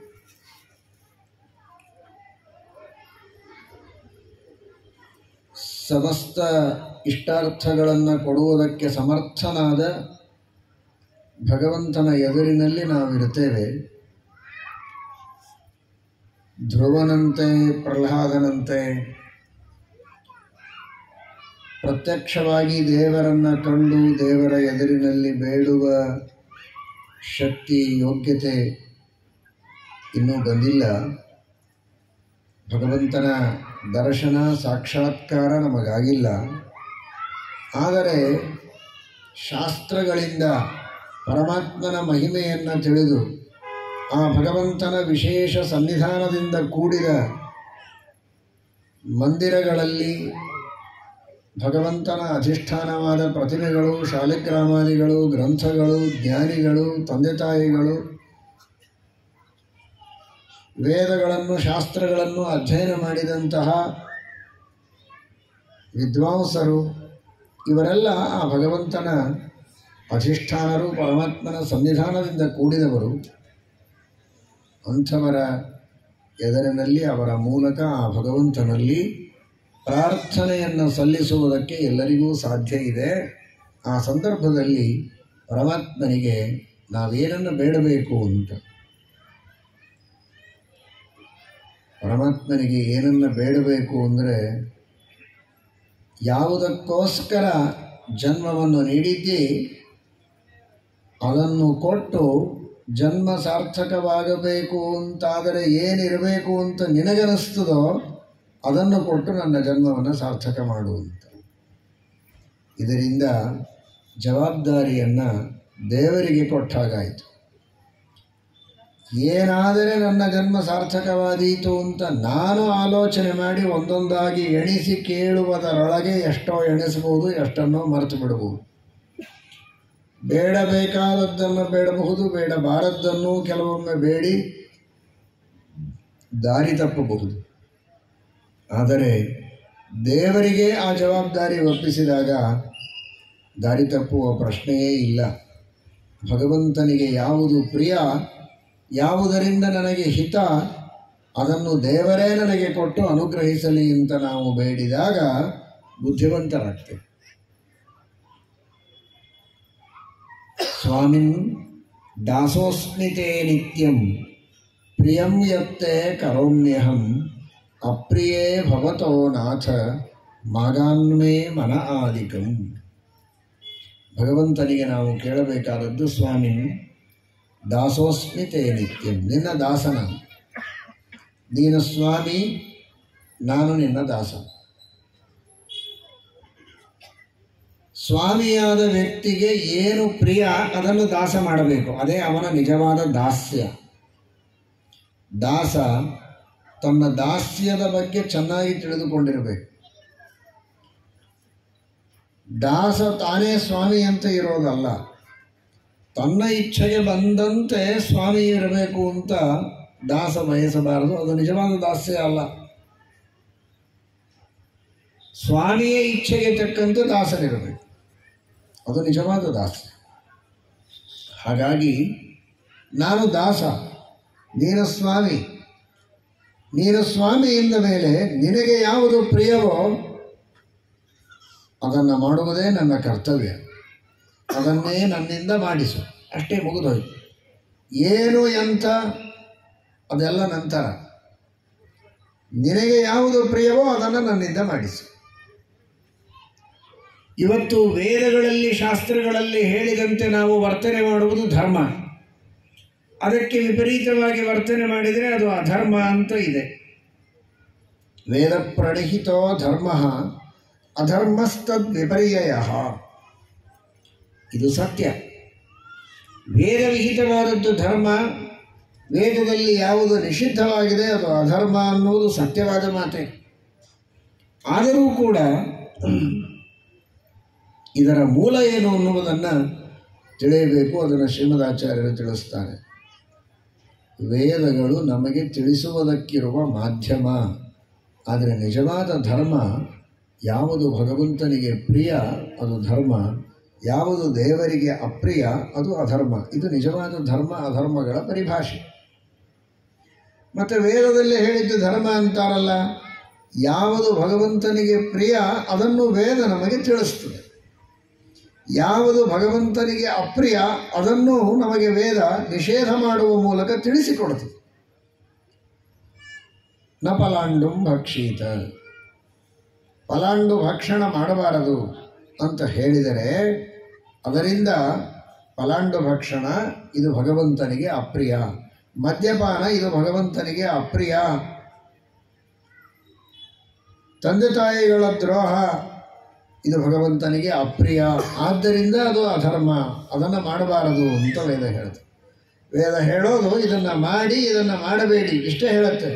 ಆದರೆ ಅದರ ಅರ್ಥ ಇದು ಭಗವಂತನಿಗೆ ಪ್ರಿಯ, ಆದ್ದರಿಂದ ಇದನ್ನು ಮಾಡಿ, ಇದರಿಂದ ನಿಮಗೆ ಧರ್ಮ ಬರುತ್ತದೆ. ಇದು ಭಗವಂತನಿಗೆ ಅಪ್ರಿಯ, ಆದ್ದರಿಂದ ಇದನ್ನು ಮಾಡಬೇಡಿ, ಇದರಿಂದ ನಿಮಗೆ ಅಧರ್ಮ ಪಾಪ ಬರುತ್ತದೆ ಅಂತನ್ನುವುದು ವೇದದ ಅಭಿಪ್ರಾಯ. ಆ ದೃಷ್ಟಿಯಲ್ಲಿಯೇ ಶ್ರೀಮದ್ ಭಾಗವತದಲ್ಲಿ ಶ್ರೀಕೃಷ್ಣ ಪರಮಾತ್ಮ ಹೇಳುವಾಗ ಮಾಂ ವಿಧತ್ತೆ ಮಾಂ ವಿಕಲ್ಪೋಪೋಹ್ಯ ಇತ್ಯಹಂ ಇತ್ಯಸ್ಯ ಹೃದಯಂ ಸಾಕ್ಷಾನ್ನಾನ್ಯೋ ಮದ್ವೇದ ಕಶ್ಚನ ಎಂಬುದಾಗಿ ಹೇಳಿದ್ದಾನೆ. ವಿಧಾನ ಮಾಡುವಾಗಲೂ ನಿಷೇಧ ಮಾಡುವಾಗಲೂ ಭಗವಂತನ ಪ್ರೀತಿಗಾಗಿ ವಿಧಾನ, ಭಗವಂತನ ಪ್ರೀತಿಗಾಗಿಯೇ ನಿಷೇಧ. ಇವತ್ತು ಸಾಕಷ್ಟು ಸಭ್ಯರು, ನಾಗರಿಕರು, ಸಜ್ಜನರು ಮದ್ಯಪಾನ ಮಾಡದೇ ಇದ್ದವರು, ಧೂಮಪಾನ ಮಾಡದೇ ಇದ್ದವರಿದ್ದಾರೆ. ಆದರೆ ಅದನ್ನು ಸಹಜವಾಗಿ ನಮಗೇನು ಕುಡಿಬೇಕು ಅಂತ ಅನಿಸೋದಿಲ್ಲ, ಕುಡಿಯೋದಿಲ್ಲ, ಆ ವಾಸನೆಯೂ ಆಗಿ ಬರೋದಿಲ್ಲ. ಅಂತಹ ಸಹವಾಸ ನಮಗಿಲ್ಲ, ನಮಗದು ಬೇಕಾಗಿಲ್ಲ ಅಂತ ಬಿಟ್ಟರೆ ಅದು ಆರೋಗ್ಯಕ್ಕೆ ಒಳ್ಳೆಯದೇ, ಸಮಾಜದಲ್ಲಿ ಒಂದು ಗೌರವ ಘನತೆ ಎಲ್ಲ ಸರಿ. ಆದರೆ ಅದರಿಂದ ಒಂದು ಧರ್ಮ, ವಿಶೇಷವಾದ ಭಗವಂತನ ಪ್ರೀತಿ, ಅನುಗ್ರಹ, ಸಾಧನೆ, ಅದು ಒಂದು ವಿಷ್ಣು ಪೂಜೆ ಅಂತಾಗಬೇಕಾಗಿದ್ದರೆ ಬಿಟ್ಟರೆ ಸಾಲದು. ಇವತ್ತು ಮದ್ಯಪಾನ ಬಿಟ್ಟವರು ಬೇಕಾದಷ್ಟು ಜನ ಇದ್ದಾರೆ. ಪ್ರಾಯ ಮಾಡದೇ ಇದ್ದವರು ಹೆಚ್ಚಿನ ಸಂಖ್ಯೆಯಲ್ಲಿದ್ದಾರೆ ಅಂತ ನಾವು ತಿಳಿಯಬಹುದು. ಆದರೆ ಆ ಸಂದರ್ಭದಲ್ಲಿ ಮನಸ್ಸಿನಲ್ಲಿ ಅನುಸಂಧಾನ ಬರಬೇಕು. ಇದು ಭಗವಂತನ ಆದೇಶ, ಪರಮಾತ್ಮನಿಗೆ ಪ್ರಿಯವಾದದ್ದು, ನಾನು ಬಿಡುವುದರಿಂದ ದೇವರಿಗೆ ಸಂತೋಷವಾಗ್ತದೆ. ಆದ್ದರಿಂದ ಈ ಮದ್ಯಪಾನದ ತ್ಯಾಗ, ನಿಷಿದ್ಧವಾದ ಪದಾರ್ಥಗಳ ಭಕ್ಷಣವನ್ನು ಮಾಡದೇ ಇರೋದು, ಅಗಮ್ಯ ಗಮನ, ಅಭಕ್ಷ್ಯ ಭಕ್ಷಣ, ಅಪೇಯಪಾನ ಮೊದಲಾದ ಅನೇಕ ಪಾಪ ಸಾಧನವಾದ ಏನೇನು ಕಾರ್ಯಗಳಿವೆ ಅವುಗಳನ್ನು ಬಿಟ್ಟಿದ್ದೇವಲ್ಲ, ಇದೆಲ್ಲ ದೇವರ ಪ್ರೀತಿಗಾಗಿ, ದೇವರ ಪ್ರೇರಣೆಯಿಂದ, ವೇದಗಳ ಮಾಧ್ಯಮದಿಂದ, ಇನ್ನನೇಕ ಶಾಸ್ತ್ರಗಳ ಶ್ರುತಿ ಸ್ಮೃತಿಗಳ ಮಾಧ್ಯಮದಿಂದ ದೇವರು ಆದೇಶ ಮಾಡಿದ್ದಕ್ಕೋಸ್ಕರ ಅಂತ ಮನಸ್ಸಿನಲ್ಲಿ ಅನುಸಂಧಾನ ಬಂದು, ಆ ಕಾರಣಕ್ಕಾಗಿ ಅದನ್ನು ಬಿಟ್ಟಿದ್ದೇವೆ ಅಂತ ಬಿಟ್ಟದ್ದನ್ನೂ ದೇವರಿಗೆ ಸಮರ್ಪಣೆ ಮಾಡಿದರೆ ಅದರಿಂದಲೂ ಪುಣ್ಯ ಇದೆ. ಅದು ಒಂದು ವಿಷ್ಣು ಪೂಜೆ ಆಗ್ತದೆ, ಅದು ಒಂದು ದೊಡ್ಡ ಸಾಧನೆ ಆಗ್ತದೆ. ಬಿಟ್ಟಾಗೆಲ್ಲ ಬಿಟ್ಟದ್ದು ಕುಡಿಯೋದು ಒಂದು ಹೊತ್ತಿರ್ತದೆ, ಬಿಡೋದು ಎಷ್ಟು ಹೊತ್ತು ಅಂತ ಅದಕ್ಕೇನು ಹೊತ್ತಿರ್ತದೆ? ಯಾವಾಗಲೂ ಬಿಡೋದೆ. ಕುಡಿಯೋವರಿಗೆ ಒಂದು ಹೊತ್ತಿಗೆ ಕುಡಿತಾರೆ, ಬಿಡೋದಕ್ಕೇನು ಹೊತ್ತಿರೋದು?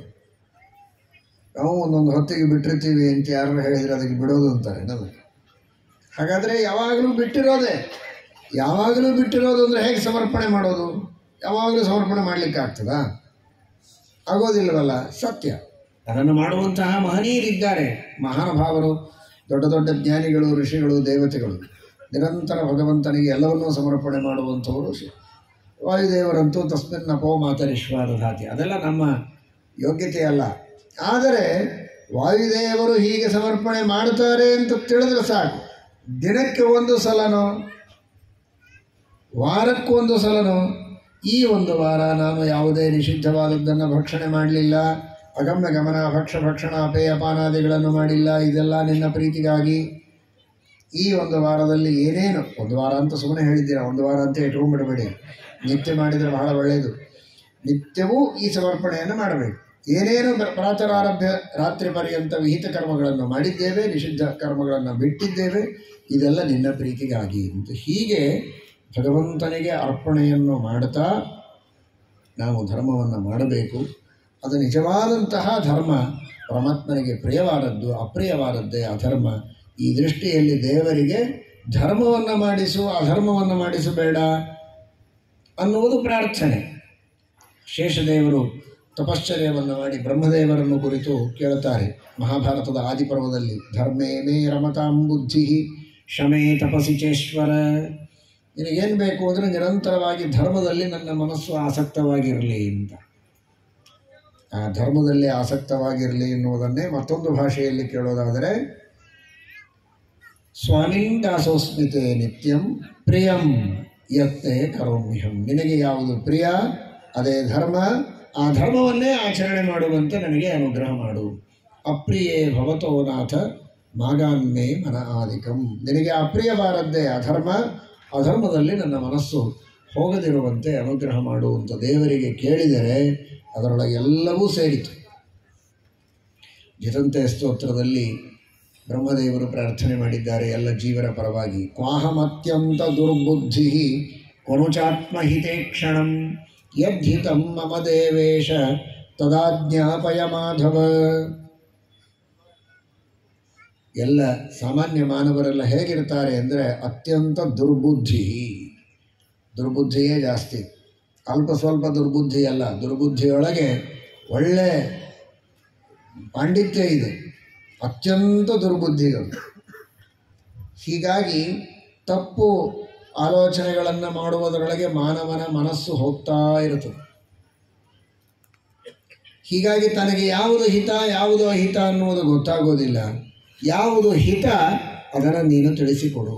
ವೇದಗಳ ಶಾಸ್ತ್ರಗಳ ಮೂಲಕ, ಗುರುಗಳ ಮೂಲಕ, ಗುರುಗಳಲ್ಲಿದ್ದು ನಮಗೆ ಪ್ರೇರಣೆ ಮಾಡು. ಯಾವುದು ಹಿತ, ಯಾವುದು ಕರ್ತವ್ಯ, ಏನು ನಾನು ಮಾಡಬೇಕು, ಇದನ್ನು ನನಗೆ ತಿಳಿಸಿಕೊಡುವಂತ ಪರಮಾತ್ಮನಿಗೆ ಪ್ರಾರ್ಥನೆಯನ್ನು ಮಾಡಬೇಕು. ಹೊರತು ನಾವೇ ದೇವರಿಗೆ ಸಜೆಷನ್ಗಳನ್ನು ಕೊಡ್ತಾ ದೇವರಿಗೆ ಒಂದು ಹೇಗೆ ನನ್ನನ್ನು ರಕ್ಷಣೆ ಮಾಡಬೇಕು ಅನ್ನುವುದಕ್ಕೆ ನಾನು ಕೆಲವು ಐಡಿಯಾಗಳನ್ನು ನಿನಗೆ ಕೊಡ್ತೇನೆ, ಕೆಲವು ಪ್ಲ್ಯಾನ್ಗಳನ್ನು ಕೊಡ್ತೇನೆ, ಆ ಥರ. ಯಾಕಂದರೆ ನಿನಗೂ ಹೆಲ್ಪ್ ಆಗುತ್ತೆ. ಇಷ್ಟೆಲ್ಲ ಜೀವರಾಶಿಗಳ ರಕ್ಷಣೆ ಮಾಡುವಾಗ ಅವರವರಿಗೆ ಏನೇನು ಮಾಡಬೇಕು ಅಂತ ನೀನೇ ಆಲೋಚನೆ ಮಾಡಿ ಕೊಡ್ತಾ ಹೋದರೆ ಶ್ರಮ ಆಗ್ತದೋ ಏನೋ.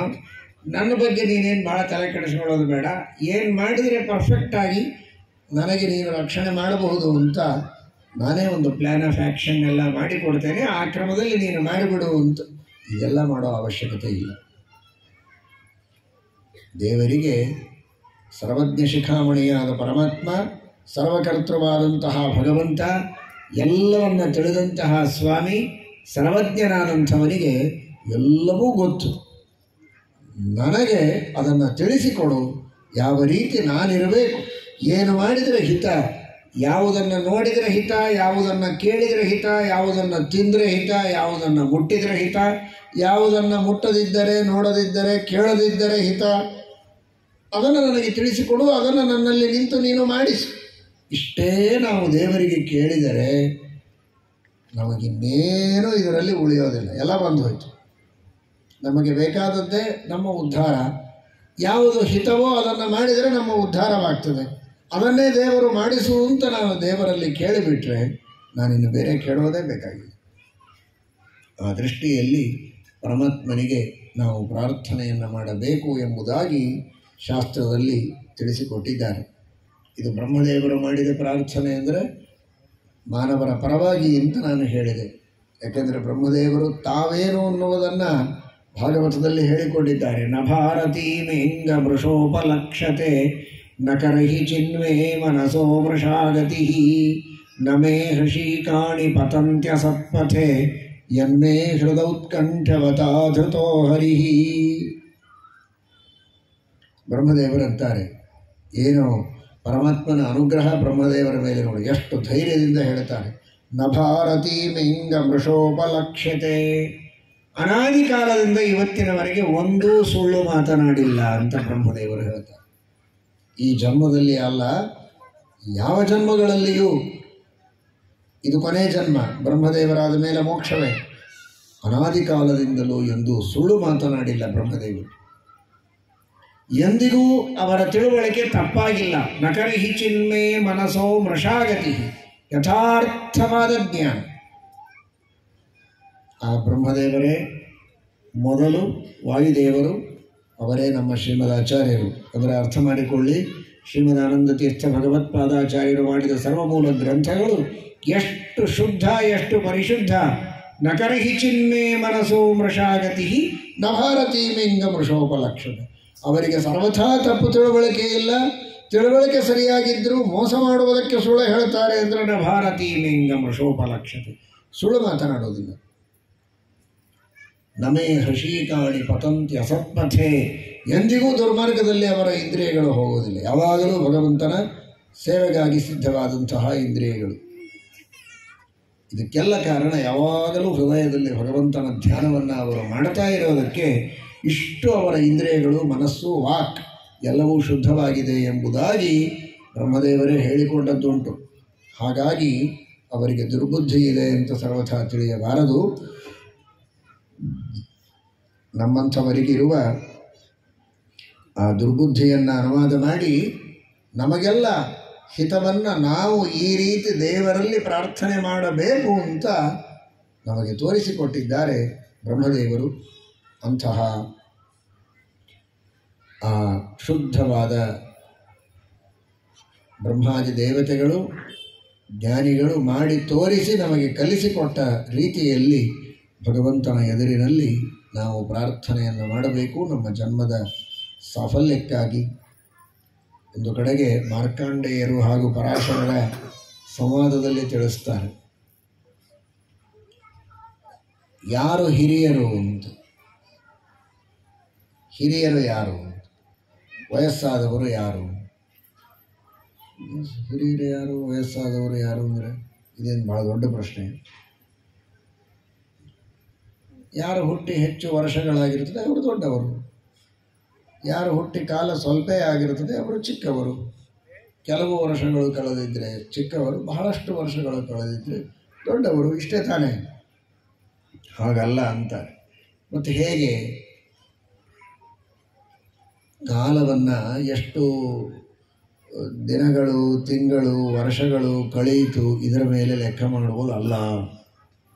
ಹಾಗಾದರೆ ಹೇಗೆ ಲೆಕ್ಕ ಮಾಡಬೇಕು ಅಂದರೆ, ಈಗ ಉದಾಹರಣೆಗೆ ಒಬ್ಬ ವ್ಯಕ್ತಿ 1 ವರ್ಷ ಬದುಕಿದ್ದಾನೆ ಅಂತ ಇಟ್ಟುಕೊಳ್ಳಿ.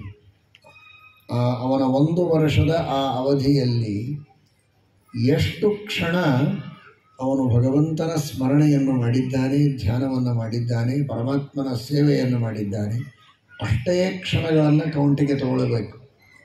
360 ದಿವಸಗಳಾಯಿತು, 1 ವರ್ಷ ಆಯಿತು ಅಂತ ಲೆಕ್ಕ ಮಾಡೋ ಹಾಗಿಲ್ಲ.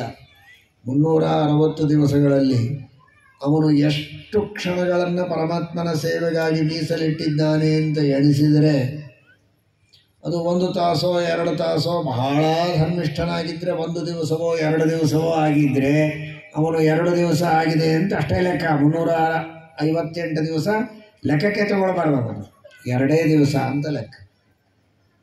ಹೀಗೆ ಅವನು ಹುಟ್ಟಿದಾಗಿನಿಂದ ಇಲ್ಲಿಯವರೆಗೆ ಎಷ್ಟು ಕ್ಷಣಗಳವರೆಗೆ ಭಗವಂತನ ಧ್ಯಾನ ಮಾಡಿದ್ದಾನೆ, ಪರಮಾತ್ಮನ ಸೇವೆ ಮಾಡಿದ್ದಾನೆ, ಅಷ್ಟೇ ಕ್ಷಣಗಳನ್ನು ಎಣಿಸಿದರೆ ಅದು 1 ದಿವಸ ಆಗ್ತದಾ, 2 ದಿವಸ ಆಗ್ತದಾ, 1 ತಿಂಗಳಾಗ್ತದಾ, 2 ತಿಂಗಳಾಗ್ತದಾ ಅಂತ ಲೆಕ್ಕ ಮಾಡಬೇಕು.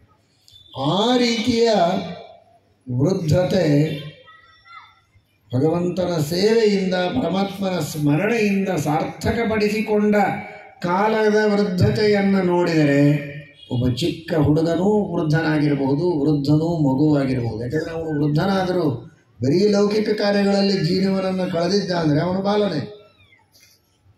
ವಯಸ್ಸಿನಲ್ಲಿ ಚಿಕ್ಕವನಾದರೂ ನಿರಂತರ ಶಾಸ್ತ್ರಗಳ ಅಧ್ಯಯನ, ಹರಿಸ್ಮರಣ, ಪರಮಾತ್ಮನ ಸೇವೆಯಲ್ಲಿ ಕಳೆದಿದ್ದ ಅಂದರೆ ಅವನು ವೃದ್ಧ. ಯಾಕೆಂದರೆ ಅವನ ಕಾಲ ಸೇವೆಯಲ್ಲೇ ಹೆಚ್ಚು ಹೋಗಿದೆ. ಈ ರೀತಿ ಕಾಲದ ಪರಿಗಣನೆಯನ್ನು ಮಾಡಿ ಜನ್ಮವನ್ನು ಸಾರ್ಥಕಪಡಿಸಿಕೊಳ್ಳಬೇಕು ಅನ್ನುವುದನ್ನು ಪರಾಶರ ಮಾರ್ಕಂಡೇಯ ಸಂವಾದದಲ್ಲಿ ನಾವು ತಿಳಿಯುತ್ತೇವೆ. ಆ ದೃಷ್ಟಿಯಲ್ಲಿ ನಮ್ಮ ಜನ್ಮವನ್ನು ಭಗವಂತ ಸಾರ್ಥಕ ಮಾಡಬೇಕು ಎಂಬುದಾಗಿ ನಾವೆಲ್ಲ ಪರಮಾತ್ಮನಲ್ಲಿ ವಿಶೇಷವಾಗಿ ಭಕ್ತಿ ಶ್ರದ್ಧೆಗಳಿಂದ ಪ್ರಾರ್ಥನೆಯನ್ನು ಮಾಡಬೇಕು.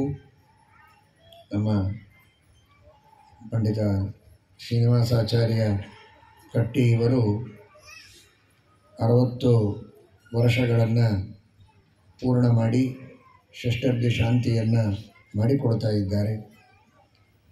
ಇಷ್ಟು ಹೊತ್ತು ಅವರ ಬಗ್ಗೆ ಅನೇಕರು ತಿಳಿಸಿಕೊಟ್ಟರು.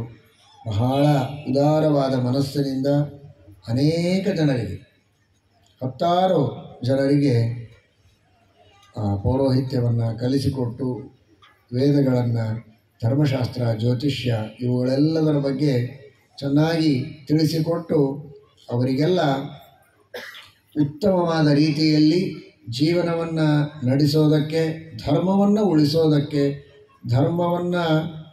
ಧರ್ಮದ ಆಚರಣೆಯನ್ನು ಮಾಡಬೇಕು ಅಂತ ಅಪೇಕ್ಷೆ ಇದ್ದ ಯಜಮಾನರಿಗೆ ವಿಶೇಷವಾಗಿ ಸಹಕಾರ ನೀಡುವುದಕ್ಕೆ ಅಂತಹ ಅನೇಕ ವೈದಿಕ ವರ್ಗವನ್ನು ಸಿದ್ಧಪಡಿಸಲು ಒಂದು ದೊಡ್ಡ ಸೇವೆಯನ್ನು ಶ್ರೀನಿವಾಸಾಚಾರ್ಯರು ಮಾಡಿದ್ದಾರೆ. ನಮ್ಮ ಅನೇಕ ವಿದ್ಯಾರ್ಥಿಗಳಿಗೂ ಕೂಡ ಈ ಮುಹೂರ್ತ ಭಾಗ, ಬೇರೆ ಬೇರೆ ಜ್ಯೋತಿಷ್ಯದ ವಿಚಾರಗಳನ್ನು ಚಾತುರ್ಮಾಸ್ಯದ ಸಂದರ್ಭದಲ್ಲಿ ಅವರು ಬಂದಾಗ ಅದನ್ನು ತಿಳಿಸಿಕೊಟ್ಟು ಬಹಳ ವಿಶೇಷವಾಗಿ ಕಳಕಳಿಯಿಂದ ಆ ವಿದ್ಯಾದಾನವನ್ನು ಮಾಡುವಂತಹ ಒಂದು ಪ್ರವೃತ್ತಿ ಅವರಲ್ಲಿ ಸಹಜವಾಗಿದೆ.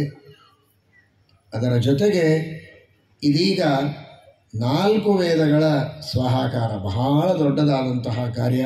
ಒಳ್ಳೆ ವಿದ್ವಾಂಸರನ್ನೆಲ್ಲ ಕರೆಸಿ ಚತುರ್ವೇದಗಳ ಸ್ವಾಹಾಕಾರ, 4 ವೇದಗಳಿಂದ ಪ್ರತಿಪಾದ್ಯನಾದ ಸರ್ವೋತ್ತಮನಾದ ಅನಂತ ಗುಣಪರಿಪೂರ್ಣನಾದ ಪರಮಾತ್ಮನ ಪ್ರೀತಿಗಾಗಿ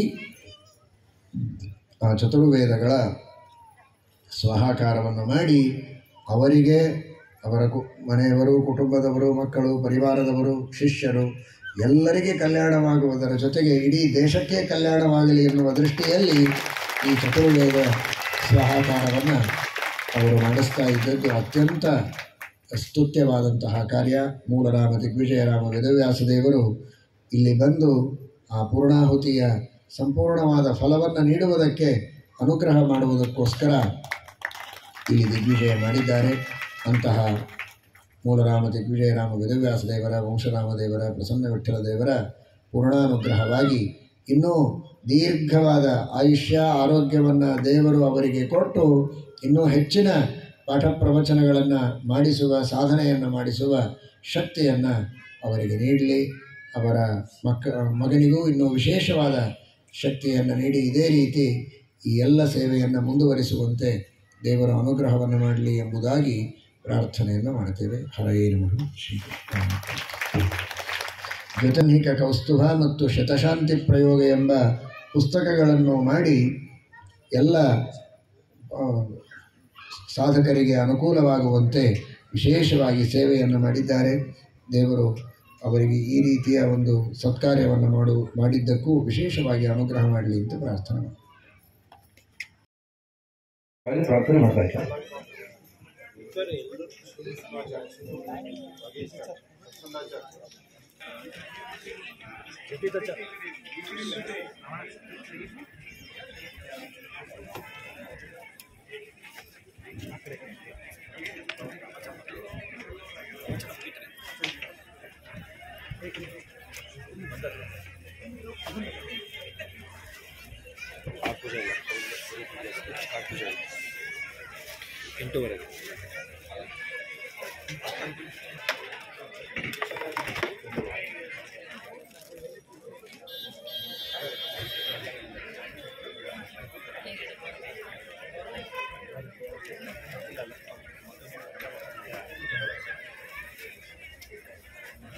ಬ್ಯಾಕ್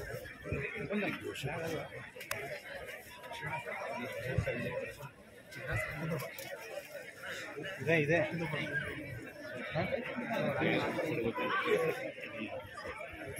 ಹಳದಿದು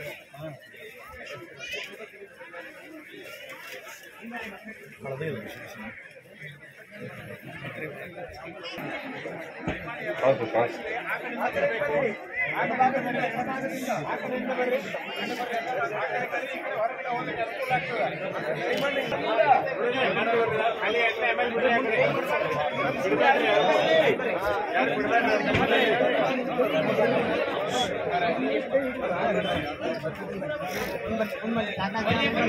ಮಹಾಸ್ವಾಮಿಗಳ ಅಮೃತ ಹಸ್ತಗಳಿಂದ ಲೋಕಾರ್ಪಣೆಗೊಂಡ ಪುಸ್ತಕಗಳು ಇಲ್ಲಿ ಮಹಾದ್ವಾರದ ಬಲಗಡೆಗೆ ಉಪಲಬ್ಧ ಇದೆ.